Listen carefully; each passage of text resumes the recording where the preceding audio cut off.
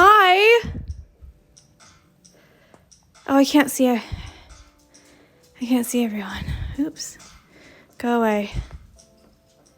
All right, how are we? Are we well?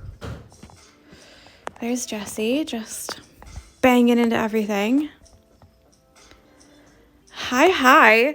Okay, so today we're going to talk about how to trace your pattern onto your fabric. So if you have any questions about materials, you can go back to the video that we did yesterday. It's in my IGTV. It's also going to be on YouTube. I haven't been able to upload it yet because David's been doing his online classroom and you can't do the two at the same time. So last night I was trying to upload it and that just wasn't going to work. So I decided to just leave it until today or the weekend.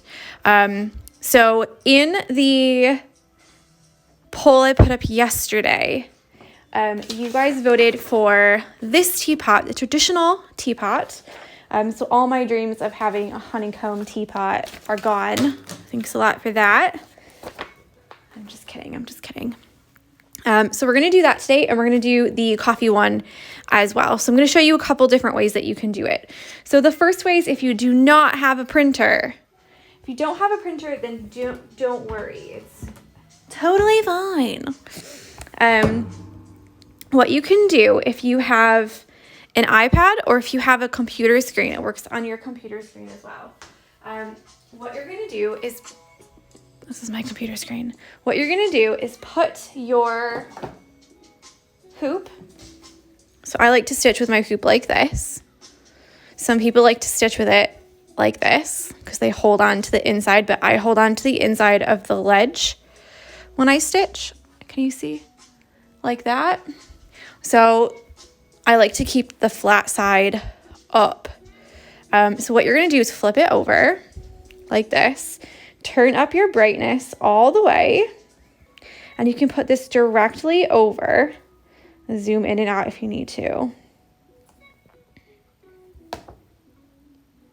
And then you can trace directly on to your fabric. The only thing with this way is that, like I said, I like to hold it this way. So that means that you're gonna have to take your fabric out of your hoop, flip it over so that the writing that you've done, the pattern, is now on the front, and then re-hoop it again. So that's the only down part of that. It does work on, let's see here. If I can open the pattern real quick and then show you on here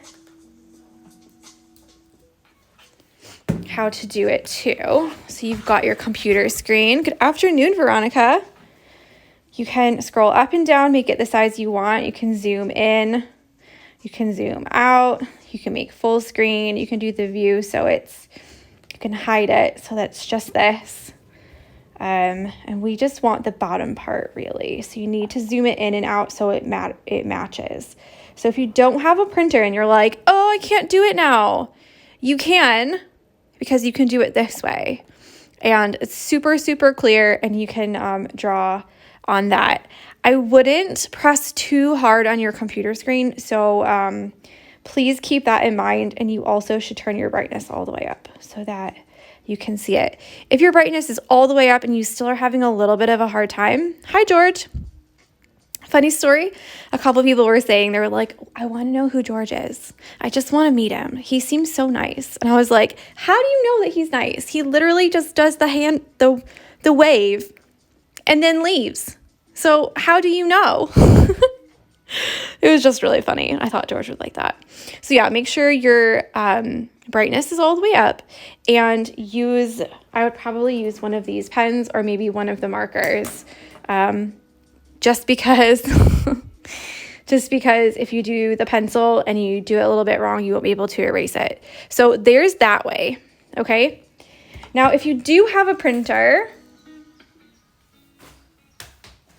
or if you can like send it to a friend or something like that, then that's probably my favorite way because then I don't have to flip the fabric back over. Like I said, my like least favorite parts of embroidery are putting the fabric in the hoop and then finishing the back of it. So like none of my embroideries are ever finished on the back really, unless I'm going to gift them or if they're in order, because I just don't like doing it. So again, I don't like putting the fabric in the hoop. It's probably like my number one thing that I'm annoyed about with embroidery. So I try and keep it like this because this is how I'm actually going to stitch it. So this is what we're going to do. So you guys voted for this one. So this is the one I'm going to do. And I like to cut it on the inside of the line. And make sure that you're printing these if you're going to print them at 100%. So if you're doing it on your iPad or your computer, it doesn't really matter if it's 100% or not, because you're going to zoom it in and out to be the size that you actually want it to be.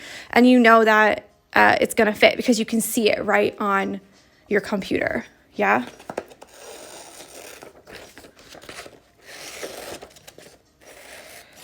So here we go. One more time. And what we're going to do is just put this right in there. So find where the top is. And we're just going to put that right in there. And then if it doesn't fit, then that's fine. Just make it a little bit smaller. Because this is actually just a teapot, there's no other things in there. Meaning like there's no other elements. This one here has to fit in because, ooh, she is snug. Because it has elements that go from all the way to each side and top and bottom. Saying that, circles don't have sides, so all the way around, okay? So you kind of have to have this one like the proper size. Do you know what I mean? But for this one, it doesn't really matter. Just make it so that it fits in there. And you're going to flip it over like this and just turn it so that it's how you want it. Yeah, so I can almost see that it looks like this one is a little bit to the left. Do you know what I mean? Like maybe I didn't center this one as well as some of the other ones.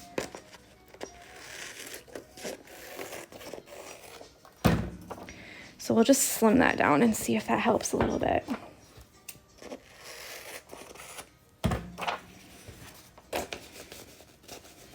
Because I kind of want it to be like in the center a little bit, you know? And when you get it where you want it, like that, you're going to flip it over.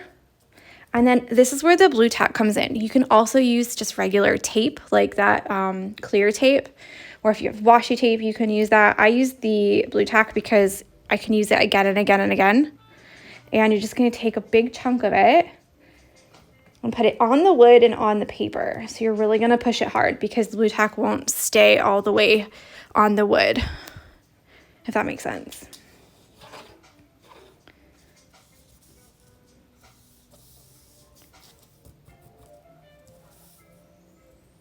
And I like to do it in 3 sections.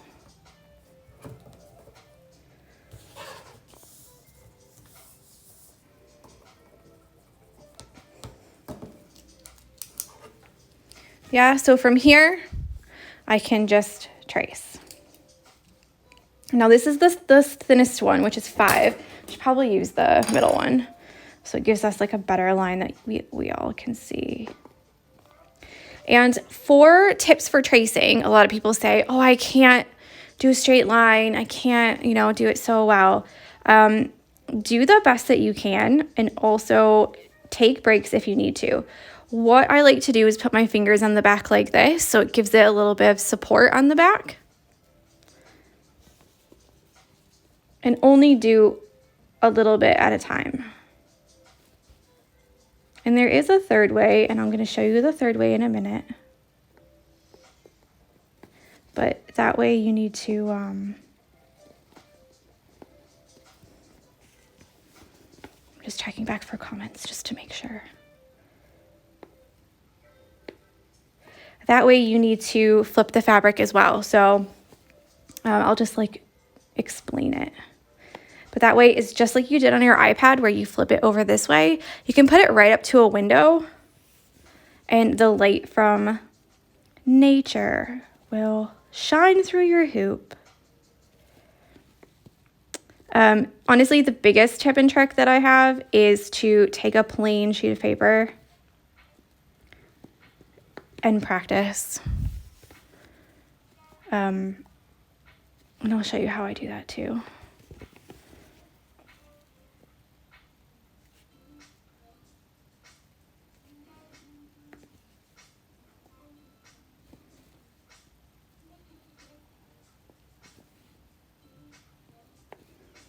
Okay, so there's one little teapot done. Just a minute, I hope you can't see my head. Okay, so there's one finished, and then you just rip this off, and you're all ready to go. So there is one. This one definitely has a dip there. You can totally see that? So what I should do is take this out and wrap that, because every time I go up here, it's gonna pull down. So really I should take it out and put it in there. Okay, so let's do this one now. The other thing, my heat comes on at 2:30, so 2:45, it's like hot in here. So the other thing that you can do to practice especially is to, I'll use the back of one of these, is to take your pen like this and take a scrap piece of paper. And normally when people trace, they go like this. And do you see how my wrist, I can only go as far as my wrist can go. So even though this one here has more of a, how to say it, like a softer slope, yeah? But if you only move with your wrist, then you can only get a circle this big. You can only trace something that's this far away. Do you know what I mean? But what you need to practice is tracing by keeping your wrist stiff and moving your arm. Yeah? So as you go down, you can stop and start.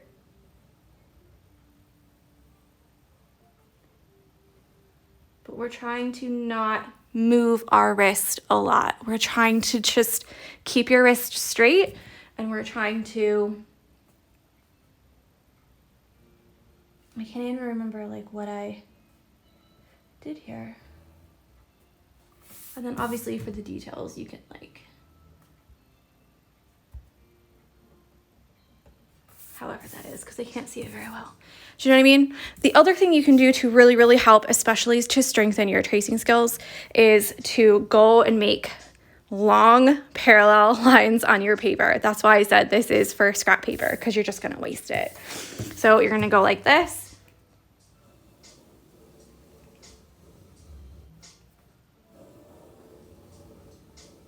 And try and get them as straight as you can, parallel, as close as you can.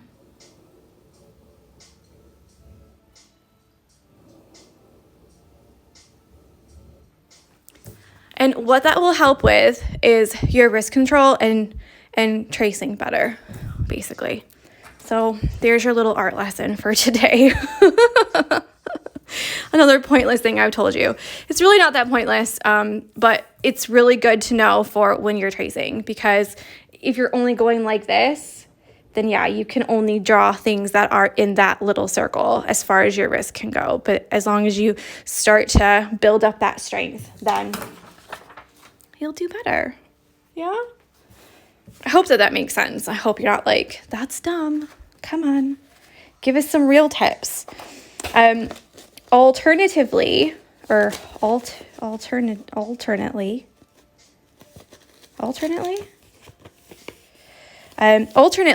can, alternatively, oh God, I don't know the difference. You can just print it on the sticky Solvay. Like I said, I'm not a real big fan of the sticky Solvay, to be honest, but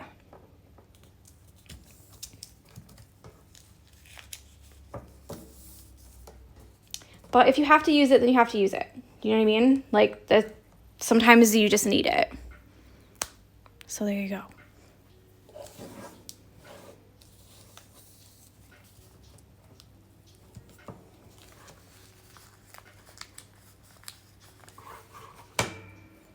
This one is a tight squeeze, eh?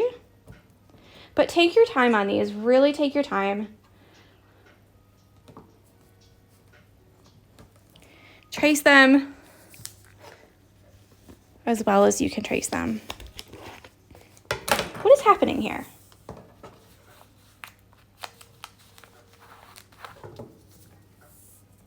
There we go. Okay. Let's zoom in a bit. Maybe you can see better.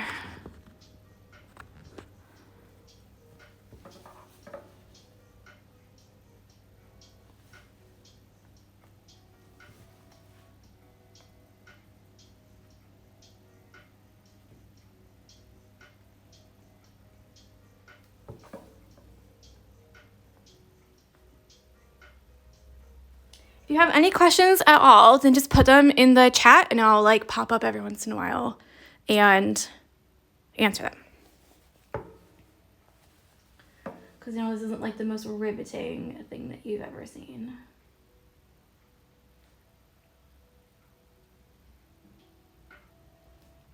And I'm not pushing very hard on here either, so go away.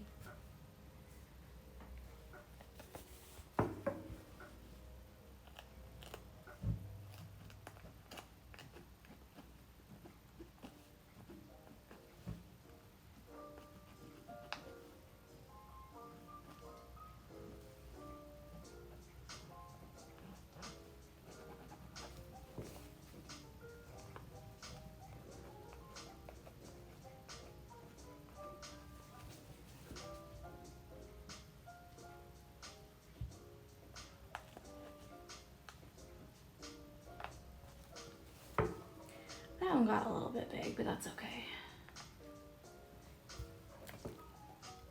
What's your take on tracing on light boxes? It's just like an iPad. So if you want to use a light box, use a light box. I really don't see a difference. If you have one and you want to use it, then use it. But I wouldn't necessarily like rush out and go buy one unless you're going to be doing this loads. There's also an app on the iPad, I think it's called Lightbox, where you can search Lightbox on your iPad, obviously. And it's basically just makes the entire screen like much brighter than your actual brightness will let it go. So that's another super good suggestion. I think my friend Karen uses that a lot, the Lightbox app.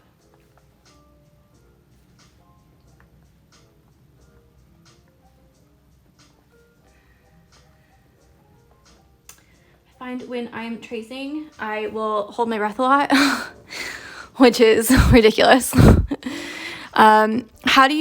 Are you planning to fill the mocha coffee pot? I'm going to outline it, and then if you would like to do extra stuff after, then of course you can. But for this one, we're going to outline it. So you could also do a fill, like if you wanted to fill it with one of the fill stitches that we'll learn, or if you wanted to use watercolor, you could watercolor that part. If you want to do like an applique type situation, you could do that as well. Another question is, how do you remove the pen marks when you are done? So this is the Pilot Heat Erasable Friction pen. It's removes with friction normally. So all of these really amazing doodles I used earlier, you use the eraser like that. But obviously you cannot have the friction on the fabric as much. So they also erase with heat. So heat, a blow dryer or an iron or anything hot. I definitely recommend going back to the video we did yesterday and watching that one if you have any questions about materials. Don't have an iPad, but like my Lightbox. Yeah, I mean, like use what you like, you know? If you find that a Lightbox works really good for you and you don't have an iPad and you don't want to buy an iPad, obviously like Lightboxes are a more inexpensive option. I would not go out and buy an iPad just so that you can transfer your patterns. Do you know what I mean? But if you've got a computer screen, or if you've got, you know, an iPad, or if you have something like that, then of course you could do that.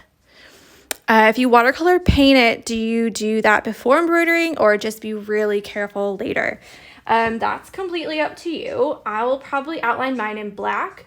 And so with the watercolor paint that's diluted, I hope I didn't just nudge that. It probably won't make that big of a difference, meaning that's not gonna like stain my, can you still see that? Is it too far away? There we go. It's probably not gonna stain my threads. But it depends on like what your vision is. If you want it to be kind of like your teapot is here and the watercolor is like, you know, kind of in and out, then that's probably, you know, doing it after will be fine. But if you want it to go literally right up to the edge so that it fills it completely, I would probably do it before and just try and do that really carefully and be a little bit more mindful about that. Go back to the Sea Life Stitch Along, and I do a lot of embroidery, not embroidery, I do a lot of painting on the fabric, and I show you different ways that you can do that with more or less water, more or less paint, acrylic paint, watercolor paint.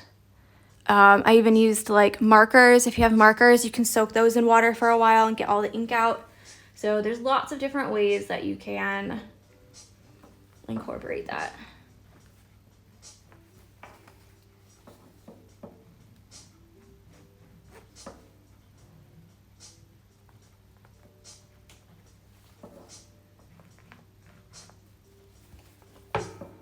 And again, like, it doesn't have to be perfect. Just try your best, you know?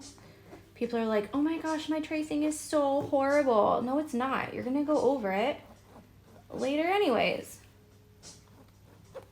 So it's okay.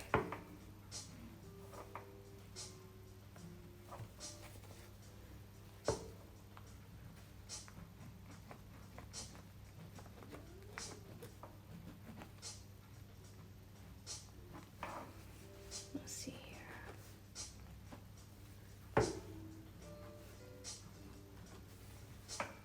I don't normally trace the whole thing on camera because it's just a bit boring to watch, isn't it? Okay, I have half done. Let's see here. I bought a light board off Amazon for under $20 and I love using it for tracing patterns. So much easier than holding it up to a window. Definitely. I mean, if it works for you, it works for you. Do you know what I mean? But also, if you don't have money, holding up to the window is free. So like,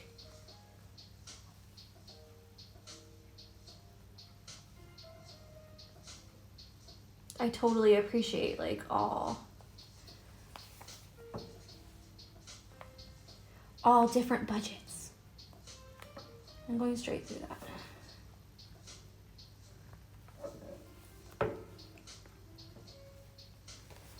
And then this one here needs to be straight.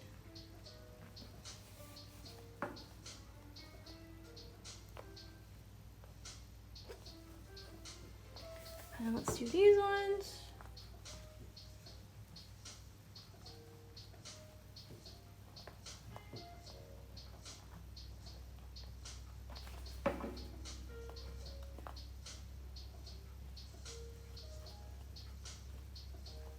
And we can always fix them like before you do them as well. Are you going to be stitching both of these? Yes, I am.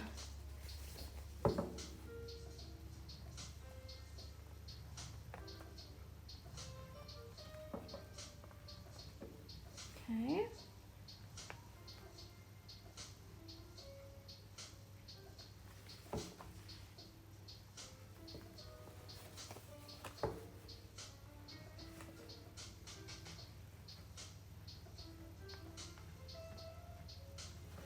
You'll soon see straying from the pattern or fixing it up as we go along. I know I've already said it, but before we, you know, get to stitch on that day, that's when you have a chance to kind of like sort out any shapes that you have that are looking a little bit wonky, or like if you think, oh, actually, I want to do it a different kind of way or something like that, then that's when we'll change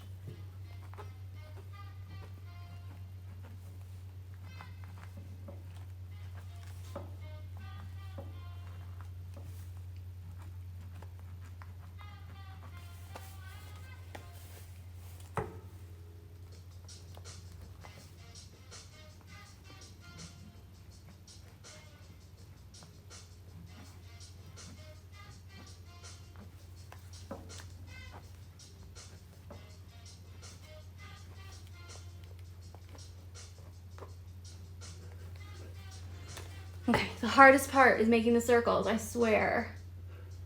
Every time. They're like one of the easiest stitches. But I swear, drawing a circle is like, They all turn out wonky no matter what you do. Do you hand draw all the patterns? I do the patterns on my iPad.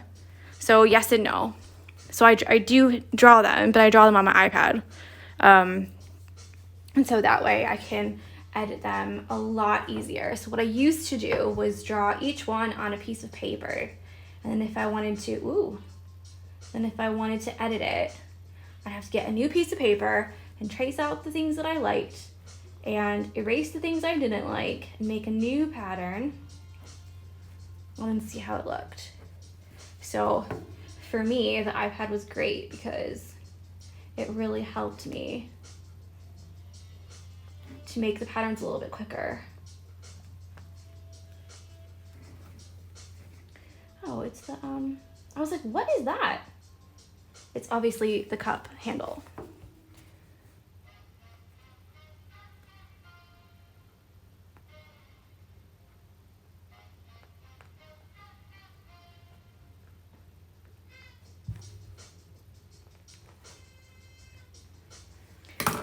Oh goodness, I feel like that took ages. All right, here we go. So the next question is, are you going to stitch up a coffee pot before the stitch along as an example? No, because I have the colored in version. So this is kind of how it's gonna look if you use the same colors. So I'm not gonna stitch it up beforehand at all.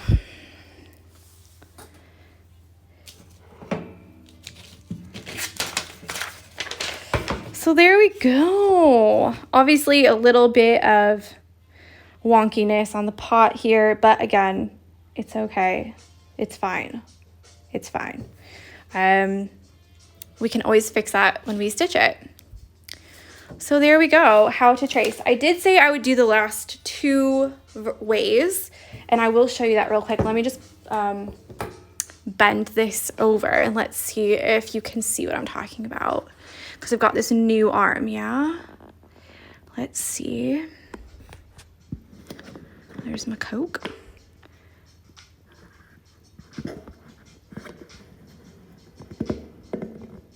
Okay, so you can see the light, yeah? And what you do is you put your, can you see me? Put your thing behind. Oops, the other way. Put your thing behind like this. And when you go up to the light, it's like a really big, can you see it?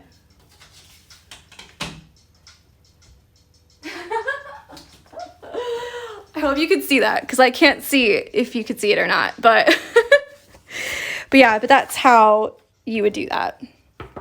So yeah, I hope you enjoyed. I look like a bum, but I don't really care. So there you go. So there's like the window version.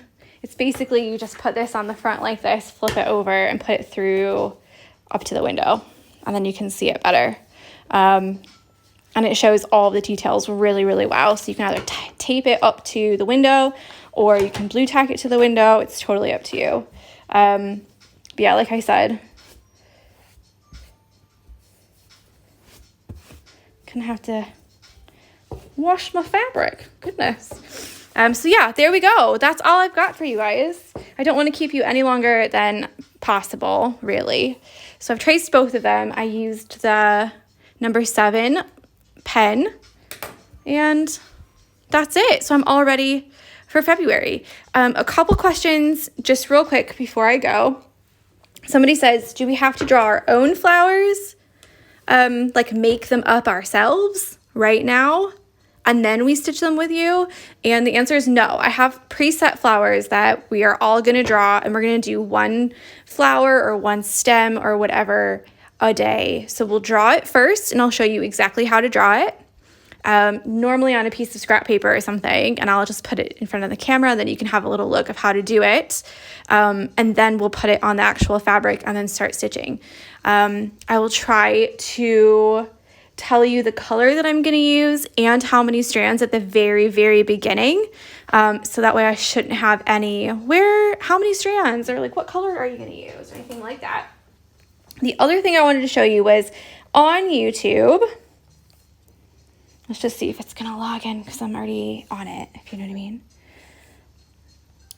On YouTube, if you go here and you click on one of the stitch-alongs, and you go to this little arrow here, it's right there, it will take the description down and you can see exactly what it is. So we did 3-strand split stitch for the birds, 1-strand backstitch outline, 3-strand whip backstitch for the banner. So that's exactly what we did in the whole video. You just don't have to watch it. So if you already know how to do some of these stitches and you're like, I just don't have 20 minutes to chat today, Tori, then just wait until the video goes up on YouTube. I try to get it done within 24 hours so that everyone has time to catch up and watch, etc., etc. If you really, really, really need to watch it like right now, then you can go to Instagram and you can go to the IGTV tab, which is this one that looks like a television. Do you see it? And then this right here will have all of the IGT saved videos on there. So this one is the February Stitchalong prep. This is what we did yesterday. Yeah. And if you go to series, then it will all be linked by the series that I have. So every single day that we go live, I will put them in a series. So for example, all of the Sea Life Stitchalong videos, if you wanted to go check that watercolor, you can click there and it goes from the oldest to the newest. That's just the way that they organize it. So you go all the way to the bottom, then that's where we started day 1 whipped backstitch. And it's exactly the same as these ones too. So if you click one and you go to the, where is it? It's probably not going to even show me. Well, at the very top here is where I put it. Satin stitch and open chain stitch, but normally I put how many strands, etc., etc. So I don't know why it's not showing me like all the information, but there's that. Maybe that was the old format and that's why. I think that's what it is. French knots and adding details, how to finish your hoop. So there's that one. Long and short. So normally I do write the strands. I'm not sure. Chatting, that's not going to help me. Yeah, maybe I just didn't write it for those ones. I'm really sorry about that. But there you go. At least you have 2 places that you can go and look. It automatically saves to IGTV, meaning that when this video is finished, I literally just push save and it goes there automatically, all of it. Whereas YouTube, it has to upload literally like second by second because it auto captions. So if you ever wanted to just read the captions at the bottom and not necessarily listen to everything, then wait for the YouTube one to go up. And I can show you how to do the captioning as well if you want. I'm sure that you already know how. It might not do it because it's actually my video, so we'll just have to see. The CC at the top, again, it's on my iPad, so maybe it won't be so good. So here's where it will show up. So if you're like in an area where you can't listen, then you can always go and read these captions. Some of them are not correct, I will say that. I should probably talk a little bit slower maybe, but they will be there, so you will get a little bit of a gist about it. So yeah, that's just the CC button. I know that sometimes when you watch online, it's just the video like on your computer. So you might have to look at the very bottom of the video and have a little check there. So I hope that that's useful. I can't wait to see all of your hoops, all of your colors. Do a little picture for me. You can put some at the top and some at the bottom. Take a little snap. And use the hashtag the Barbie Fox SAL. So if you've got any questions, DM me and I'll be happy to answer. And I cannot wait to start on February 1st. So this is all you need to have done for February 1st. just to trace it. That's it. And we'll start actually stitching on February 1st, Monday. So I cannot wait. I hope you have a great day, and I'll talk with you later. Bye.